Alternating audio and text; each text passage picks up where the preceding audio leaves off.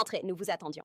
Nous savons que vous regardez cette vidéo sur notre site web ou notre chaîne YouTube parce que vous voulez connaître les étapes exactes pour obtenir ce type de document aussi rapidement et facilement que possible. Alors, attachez votre ceinture, c'est parti.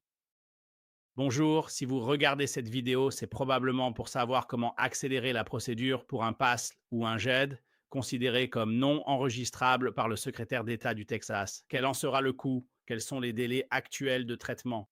Comment passer une commande d'apostille du Texas avec nous? D'abord, les documents non enregistrables par le secrétaire d'État du Texas, comme un diplôme JED, ne s'envoient pas par email ou fax à U2 apostille. Mais il y a une exception dont nous allons parler. Vous devez envoyer par courrier ou déposer le diplôme GED original signé à l'encre au bureau d'Austin, Texas. Pour tout document non enregistrable, il doit être notarié par un notaire public du Texas. Vous devez impérativement faire appel à un notaire du Texas et non à un notaire d'un autre État. Il existe ensuite deux options distinctes pour faire signer et notariser vos documents scolaires, soit par un responsable de l'école et un notaire, soit directement par vous-même et un notaire. Vous pouvez donc contourner l'école. Ainsi, pour le diplôme GED, cela ressemblera à ceci. Et le diplôme peut être délivré par dans n'importe quel pays du monde ou au sein de l'un des 50 États américains si vous voulez l'original, point. Et je vais entrer dans les détails parce que ça devient un peu compliqué. Ou alors, pour être plus précis, il faut que ce soit de l'État du Texas, ou cela ne peut venir que du Texas, d'un lycée texan, si vous voulez obtenir une apostille officielle du Texas. Donc, je vais passer en revue les deux différentes façons de procéder. D'accord. Donc, la première méthode est la plus difficile. Elle prend le plus de temps et c'est celle où l'on fait le plus d'erreurs.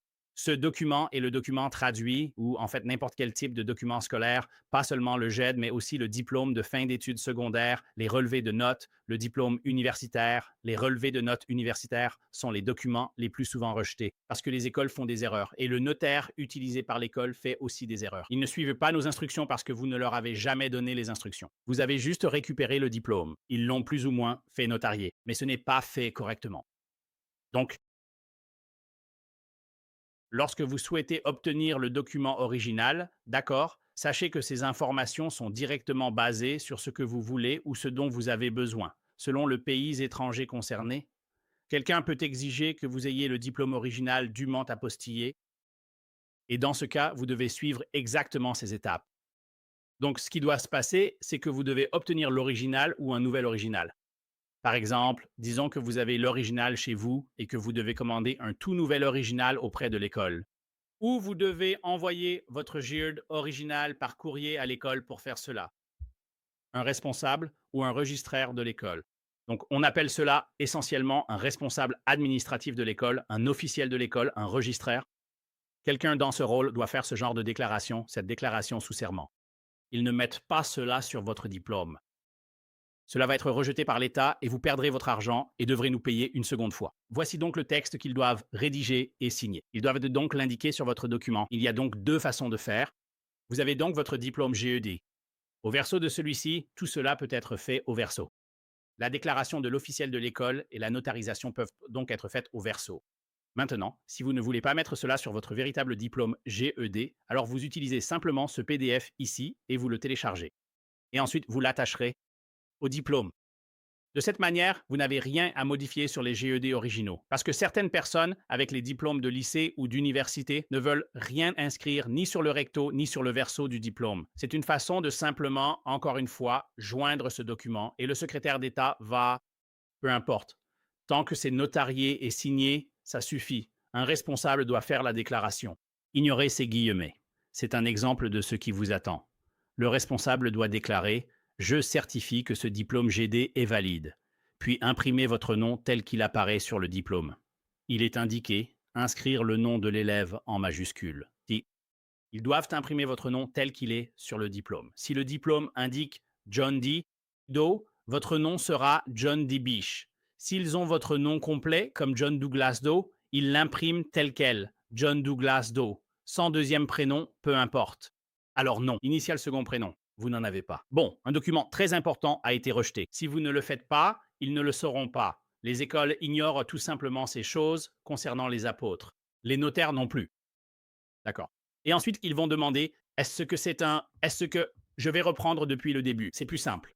Je certifie que ce diplôme GD à votre nom est le document original, authentique, exact, complet et non modifié, car vous utilisez un diplôme GD original. Ensuite, ils vont le signer et ils doivent s'assurer d'indiquer leur titre. Donc peut-être que leur titre à l'école est celui de responsable des inscriptions ou d'administrateur scolaire. Quel que soit le titre, ils doivent l'indiquer juste en dessous ici. D'accord. Et ensuite, c'est important. Vous devez avoir ce qu'on appelle un serment notarié du Texas dessus. C'est ceci, juste ici. Il ne suffit pas que ce soit simplement notarié et signé, ce qui arrive tout le temps. Le notaire n'ajoute rien de tout cela ici. Tout cela, ceci, ici, le notaire ne le fait pas. Ils le signent et apposent un tampon de notaire dessus, mais ils ne font pas cela.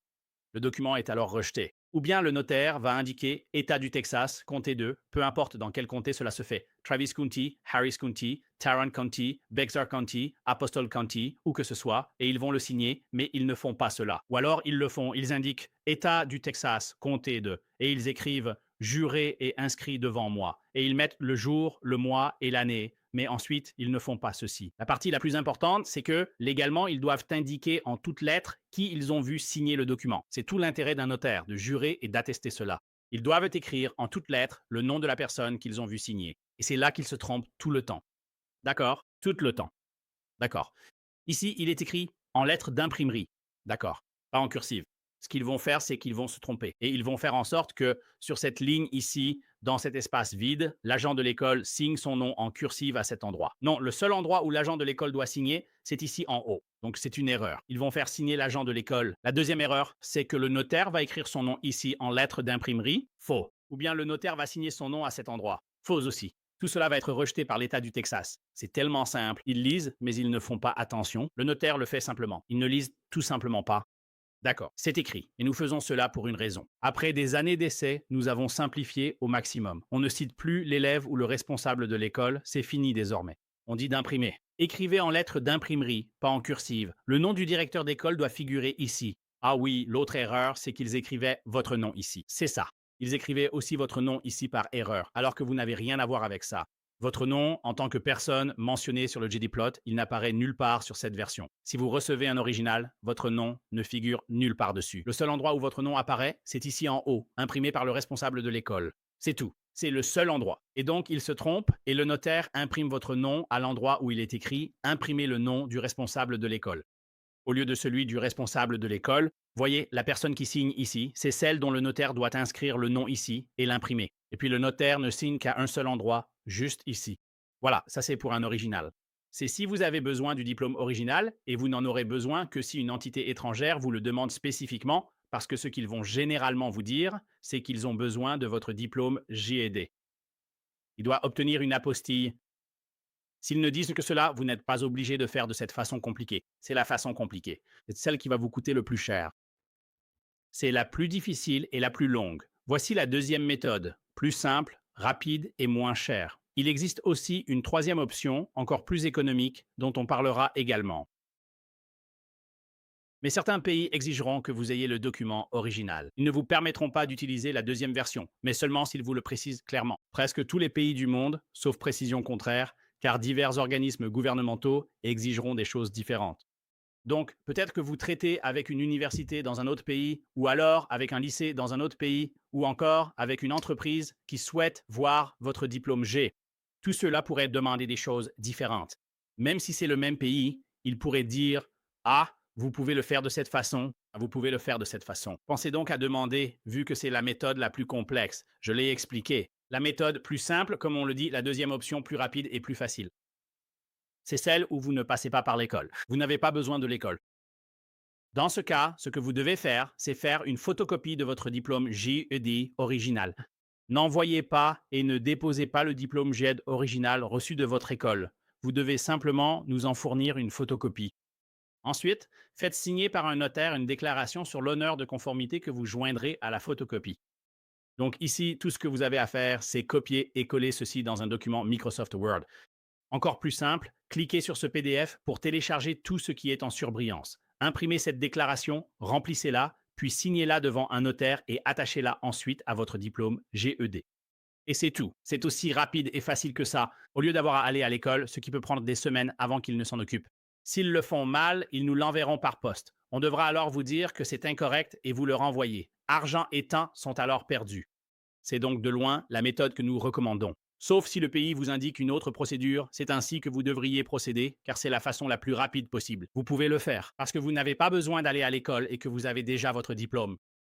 Il est important de bien remplir cette déclaration sur l'honneur. Le notaire doit aussi être vigilant, car les erreurs sont fréquentes. Signez juste ici. C'est écrit. Signature du titulaire du GE. Vous signez juste ici, d'accord? Encore une fois, signez comme cela apparaît sur votre diplôme. Ensuite, juste ici, dans le «Je», vous inscrivez votre nom. C'est le nom du titulaire du diplôme. Vous êtes sur le GE, donc vous devez inscrire votre nom à cet endroit. D'accord. Et ensuite, encore une fois, le notaire va inscrire votre nom juste ici. Inscrivez le nom du titulaire du diplôme GED. Donc, le notaire ne va pas inscrire son propre nom. Il va plutôt inscrire le vôtre, d'accord? Ensuite, le notaire apposera sa signature juste ici. Et ce sera terminé. Voilà les deux façons de procéder. Dans tous les cas, faites signer un responsable de l'école et il doit faire une déclaration sous serment ou faites-en une vous-même avec une pièce d'identité certifiée du comté. Les deux devront être notariés uniquement par un notaire du Texas, aucun autre notaire. Vous pouvez utiliser un e-notaire du Texas, soit un notaire en ligne ou à distance, pour notarier votre document via Zoom. Si vous ne résidez pas actuellement au Texas ou aux États-Unis, utilisez notre page, contactez-nous pour nous envoyer votre document signé et notarié électroniquement. Ainsi, plus besoin d'envoi postal ou de déplacement. 3 façons d'y accéder, en cliquant ici.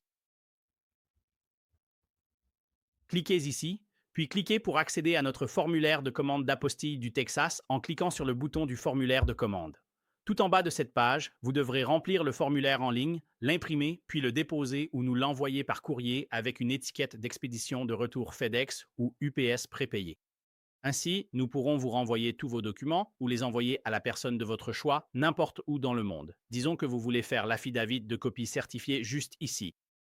Vous évitez l'école? D'accord. Vivez dans n'importe quel État hors du Texas ou dans le monde. Il suffit d'un accès Zoom et d'une pièce d'identité américaine valide. Il faut un ID US valide, un passeport américain, un permis de conduire américain, une carte de résident permanent américaine ou un ID d'État américain. Voilà les 4. Et la carte militaire de la défense. Elles doivent toutes avoir une photo et votre signature. N'importe quelle carte d'identité signée convient. Donc, ces visas, l'acte de naissance ou la carte de sécurité sociale ne sont pas acceptés. Il vous faut absolument présenter une pièce d'identité américaine valide. Une pièce d'identité qui ne soit pas expirée, vous pouvez effectuer la notarisation électronique depuis n'importe où. Il suffit ensuite de télécharger 3 éléments sur notre page de contact. D'abord, une étiquette de retour prépayé FedEx, UPS ou autre. Ensuite, le PDF de notre bon de commande. Une fois sur cette page, plutôt que de cliquer sur l'option Imprimer de votre ordinateur, au lieu d'imprimer sur papier, accédez aux options d'impression de votre ordinateur. Dans le menu déroulant, sélectionnez l'imprimante que vous souhaitez, puis choisissez l'option Enregistrer au format PDF. Cliquez alors dessus. Sur la page de commande, choisissez d'imprimer pour enregistrer tout ce que vous avez rempli en PDF. Ensuite, téléchargez simplement ce document PDF sur notre page de contact. Et enfin, bien sûr, vous allez télécharger un PDF de votre affidavit certifié ou de votre copie certifiée notariée ainsi qu'une photocopie de votre GED. C'est tout. En faisant cela, vous n'aurez plus besoin d'avion, de voiture, ni même de vous déplacer. Vous restez simplement à la maison. Et vous pouvez faire tout cela partout dans le monde. Vous devez toutefois remplir les conditions requises. Ensuite, l'étape 2 concerne les instructions d'expédition. Je vais vous expliquer comment vous allez envoyer les documents et comment nous allons vous les renvoyer. Donc l'expédition aller-retour, comment créer les étiquettes d'expédition et ce que vous devez faire. Cela dépend si vous demandez un niveau d'État, fédéral ou ambassade. Document, apostille ou les 3 à la fois. Si vous visez par exemple un pays non signataire de la Convention de la Haye, vous devez passer par la légalisation, ce qu'on appelle le processus de légalisation ou d'attestation de documents. Et s'il s'agit d'un document au niveau de l'État, comme par exemple un acte de naissance pour, disons, le Vietnam ou la Thaïlande, il faudra d'abord le faire au niveau de l'État du Texas, puis au département d'État américain, puis à l'ambassade de ce pays, et c'est la 3e étape. Je vous explique la procédure d'envoi. Pour nous faire parvenir vos documents, il n'y a que 2 façons de faire. La première, la plus simple et recommandée à 99%, c'est d'envoyer vos documents en livraison express. Ou envoyez vos documents à notre adresse à Austin indiquée sur le formulaire de commande et dans les instructions d'expédition. Ou bien, si vous habitez la région, vous pouvez aussi déposer vos documents chez nous. Encore une fois, cela ne concerne pas la procédure que nous abordons à l'étape 3, que ce soit par courrier ou en personne. Pas de service sans rendez-vous. On ne peut pas obtenir le document sur place. Les apostilles sont délivrées par le secrétaire d'État du Texas, le département d'État à Washington ou un consulat ou une ambassade. Et nous effectuons toutes les légalisations dans notre bureau de DC, dans les ambassades étrangères à DC, regroupant 99% des ambassades mondiales. C'est là que sont situées les ambassades étrangères. Je vais donc vous expliquer ce que vous devez faire. Donc, si vous nous envoyez vos documents par courrier, évitez d'utiliser la poste. N'utilisez pas la poste américaine. Ils perdent constamment des documents et des milliards de dollars chaque année. Ce n'est pas pour rien. Ils sont incompétents. Ils ne sont pas fiables. N'envoyez rien par la poste et ne demandez pas de retour ainsi, car le suivi est souvent catastrophique. Nous recommandons d'utiliser uniquement FedEx, mais si vous préférez FedEx ou UPS, ou si vous êtes en Europe, en Amérique du Sud ou en Amérique centrale, je sais que c'est très répandu là-bas dans ces pays, c'est DHL. Mais encore une fois, le plus fiable est qui nous recommandons et nous expédions avec eux chaque jour. Nous envoyons des dizaines de milliers de documents et nous avons des clients sur 6 continents. Il ne nous manque plus que l'Antarctique, c'est FedEx. Ils sont de loin les plus fiables. Si vous ne voulez pas que vos documents soient endommagés ou perdus, ils sont les plus fiables et ce sont aussi les moins chers si vous envoyez des documents. Aux États-Unis, de loin. Par exemple, nous expédions à notre bureau à Washington depuis Austin, Texas. C'est en plein centre du Texas, tout au bout du pays et à l'autre bout du territoire. Jusqu'à l'océan Atlantique, à Washington, D.C. Cela nous coûte 10 dollars et 95 cents pour envoyer des documents en 2 jours par FedEx à notre bureau de DC. Bureau. Si nous utilisons UPS pour le même délai, c'est plus de 40 dollars. Si nous utilisons la poste, c'est plus de 20 dollars. C'est environ 23 dollars. C'est plus du double. Donc, si vous envoyez des documents, FedEx est bien moins cher qu'UPS et la Poste d'ailleurs. Si vous le faites rapidement, en une nuit ou 2 jours, la plupart des gens ne s'en rendent pas compte. Mais c'est uniquement si vous utilisez l'option FedEx One. Et notre vidéo sur nos pages d'expédition va expliquer cela. Je vais vous expliquer cela. Voici donc les liens sur lesquels vous allez cliquer. Donc, ce sera une longue vidéo, encore une vidéo de 15 à 20 minutes. Elle va vous guider à travers quelque chose que FedEx ou UPS ne font pas sur leur site web. Nous avons des captures d'écran et une vidéo qui explique chaque étape à l'aide de ces captures d'écran, sur la façon de créer une étiquette de retour prépayé sur fedex.com ou apps.com depuis n'importe où dans le monde. Donc, peu importe où vous vivez dans le monde, vous pouvez aller en ligne et créer une étiquette d'expédition prépayée. Ensuite, imprimez-la et postez-la ou téléchargez-la et envoyez-nous le PDF par email puisqu'il s'agit d'un PDF. Vous ne pouvez pas nous fournir des étiquettes d'expédition dans un document Word, un GIF, un JPEG ou tout autre format similaire. Il vous faut le PDF original que UPS et FedEx vous donnent à sa création. Cliquez sur ces liens juste ici. Une vidéo et des captures d'écran vous montreront comment faire cela où que vous soyez. D'accord. Si vous faites un envoi à l'international, vous devez généralement remplir une facture ou déclaration en douane. Le reçu que vous devez remplir. Vous cliquez sur ceci, celui-ci pour FedEx et celui-là pour UPS. Et nous avons déjà un modèle pré-rempli pour vous, il vous suffit de le compléter. Ensuite, signez votre nom et indiquez la date dessus. C'est tout, c'est déjà fait pour vous. Cela dépend du pays, ce n'est pas systématiquement requis. Mais par précaution, nous vous demandons tout de même de le faire. Pour un envoi international depuis les États-Unis, vers le Mexique par exemple, cela n'est pas forcément indispensable. Vous pouvez quand même le faire, mais il ne se soucie pas vraiment de FedEx, alors que dans la plupart des autres pays du monde, pour passer la douane, il vaut mieux avoir ce document, d'accord? Et puis, l'autre point important, c'est que vous ne pouvez pas mettre notre nom sur l'étiquette d'expédition. Laissez-moi me répéter, vous ne pouvez pas mettre notre nom, numéro de téléphone ou adresse nulle part sur votre envoi lorsque nous vous le renvoyons. C'est pour l'envoi vers vous. Donc, nous avons déposé votre document et maintenant, vous souhaitez qu'il vous soit retourné. Ou à un cabinet d'avocat, ou dans un autre pays, ou à un ami, un membre de la famille, un collègue, une entreprise ou une entité gouvernementale. Ou que vous vouliez que nous l'envoyions, c'est vous qui créez une étiquette d'expédition prépayée, d'accord?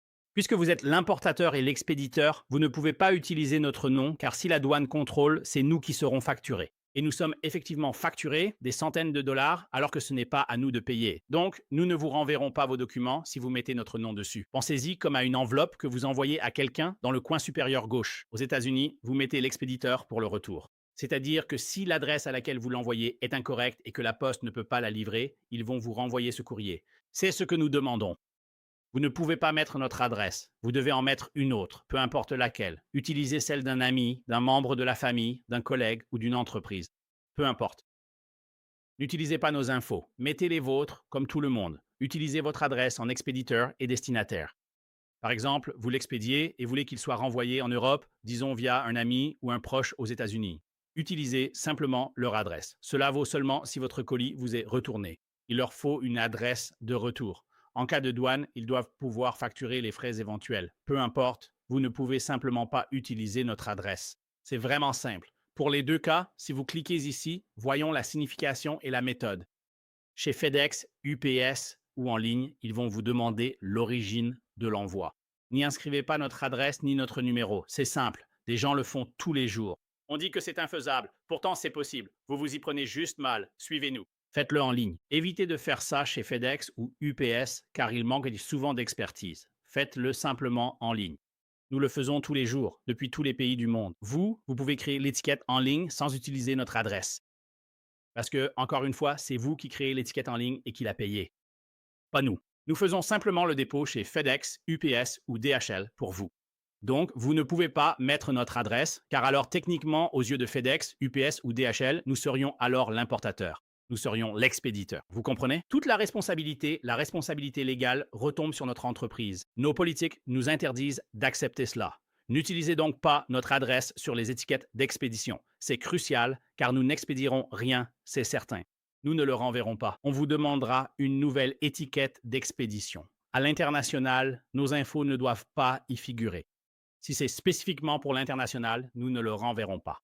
Donc c'est très important. Pour récupérer ces documents rapidement, un délai est à prévoir. L'envoi d'une nouvelle étiquette et notre retour prendront plusieurs jours. Alors, merci de ne pas inscrire notre nom, adresse ou numéro de téléphone sur cette étiquette d'expédition prépayée. Voilà, c'est tout pour l'envoi. Merci encore. C'est très simple. Encore une fois, si vous venez déposer des documents chez nous,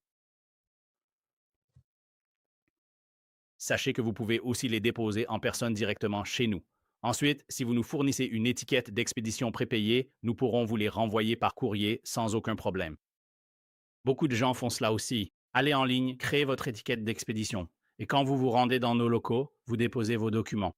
Puis, le jour même ou le lendemain, comme expliqué à l'étape 3, combien de temps le secrétaire d'État met-il à les délivrer? Ou le gouvernement fédéral ou l'ambassade. Ensuite, nous vous les renverrons. Voilà, merci. Ceci est l'étape 3. Je vais passer en revue les tarifs actuels que nous proposons. Et si vous avez l'intention de venir nous déposer des documents officiels, sachez que nos délais de traitement actuels sont parfaitement à jour en date du 30 novembre 2025. Par conséquent, si vous allez nous déposer ces documents, ce que vous devrez faire impérativement, c'est d'imprimer notre formulaire de commande que vous remplissez directement en ligne sur lequel vous allez devoir cliquer juste ici, tout en bas de la page. En cliquant ici, vous accéderez à la page de notre formulaire de commande que vous remplirez en ligne puis imprimerez. Il y a également une autre vidéo qui explique comment remplir le formulaire de commande et tout ce qui s'y rapporte. Donc, si vous allez, encore une fois, si vous allez nous envoyer vos documents par courrier, ce que la plupart des gens font, vous imprimez notre formulaire de commande et vous l'envoyez avec vos documents. Comme nous l'indiquons à l'étape 2, vous nous l'envoyez. Si vous comptez déposer vos documents en personne, ce qui n'accélère pas le processus, et je vais expliquer pourquoi. Si vous souhaitez les déposer dans notre bureau d'Austin, qui est le seul emplacement, pas Houston, pas Dallas, uniquement notre bureau d'Austin, vous pouvez y déposer vos documents. Donc, si vous habitez dans la région d'Austin, vous devez imprimer notre formulaire de commande. Et ensuite, apportez-le avec vos documents. Je vais maintenant vous expliquer nos horaires de dépôt. Pour le service le jour même, cela signifie que nous déposerons vos documents juridiques auprès du secrétaire d'État du Texas si nous recevons vos documents avant midi. Heure normale du centre, du lundi au vendredi, à l'exception des jours fériés fédéraux ou d'États importants. Donc, chaque fois que le secrétariat d'État est ouvert, et il est en fait fermé plus de jours que les administrations fédérales et étatiques, comme pour le 4 juillet cette année. Ils ont fermé le lundi suivant, le 4 juillet. Ce n'était pas un jour férié fédéral. Et ils ont fermé cette semaine, mercredi, avant Thanksgiving. Et ce n'était pas un jour férié fédéral ou vendredi noir. Le Black Friday, ils sont également fermés. Ce n'est pas un jour férié fédéral, mais ils sont fermés. C'est fermé 3 jours cette semaine et aussi 3 jours pour Noël. Annoncer la fermeture juste avant Noël Le réveillon de Noël n'est pas un jour férié fédéral. S'il ferme, on ne peut pas déposer votre document. Soyez-en conscient. Avec les délais de traitement, aucune entreprise ne peut déposer vos documents à moins que le secrétariat d'État ne soit ouvert. Je voulais juste être clair à ce sujet. Donc, si nous recevons vos documents avant midi, heure normale du centre, du lundi au vendredi, lorsqu'ils sont ouverts, nous allons garantir que si nous les recevons avant midi, nous les déposerons auprès de l'État du Texas. Ensuite, en fonction de leur délai de traitement, qui varie, nous ne contrôlons pas cela. Aucune entreprise, personne ne contrôle la vitesse à laquelle ils les traitent. Actuellement, et nous changeons cela chaque mois, dans quelques heures, on passera à décembre 2025. Donc, si vous regardez cette vidéo dans le futur, en 2026 ou 2027, oubliez ce que vous voyez. Ce qui compte, c'est ce qui est écrit sur cette page, ici même. C'est le délai de traitement actuel pour le secrétaire d'État. Voyons cela ensemble dans nos exemples. Donc, à l'heure actuelle, en novembre 2025, il faut entre 0 et 2 jours ouvrables au secrétaire d'État pour délivrer des apostilles sur les documents. Et je vais expliquer ce que signifie 0 jour. D'accord. Nous allons donc donner quelques scénarios ici. Donc, si nous recevons vos documents par courrier ou dépôt avant midi, heure centrale, nous allons déposer vos documents. Ensuite, il est possible, mais pas probable, que le secrétaire d'État vous délivre une apostille le jour même. Donc, le jour même signifie 0, c'est-à-dire que nous allons recevoir votre document à midi ou avant midi ce jour-là. Nous allons le déposer ce jour-là et il se peut qu'il le délivre le même jour. Puis nous vous le renverrons par courrier le jour même. C'est ce que l'on appelle 0 jour. Ou bien cela peut leur prendre jusqu'à 2 jours ouvrables après le dépôt pour vous le délivrer. D'accord, je vais donc vous expliquer nos exemples ici. Donc, premier scénario, nous recevons vos documents avant ou au plus tard à notre heure limite de midi, heure centrale, un lundi. Ensuite, nous les déposons le même jour. Le secrétaire d'État va soit délivrer une apostille sur vos documents le jour même, ce qui correspond à 0 jour.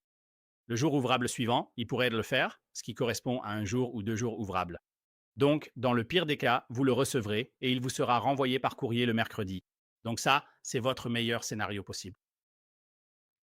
Si nous recevons votre document avant midi. D'accord. Deuxième exemple, si nous recevons votre document après-midi, heure centrale. Si vous nous l'envoyez par la poste, UPS, FedEx ou DHL et qu'il arrive à 2 ou 3 heures, ou si vous le déposez au bureau à 3, 4 heures ou même à 16h55, il y a des gens qui le déposent juste avant 17 heures ce lundi. Nous ne pourrons le déposer que le lendemain. Nous allons le déposer le jour ouvrable suivant. Et ensuite, ils pourraient l'émettre ce même jour.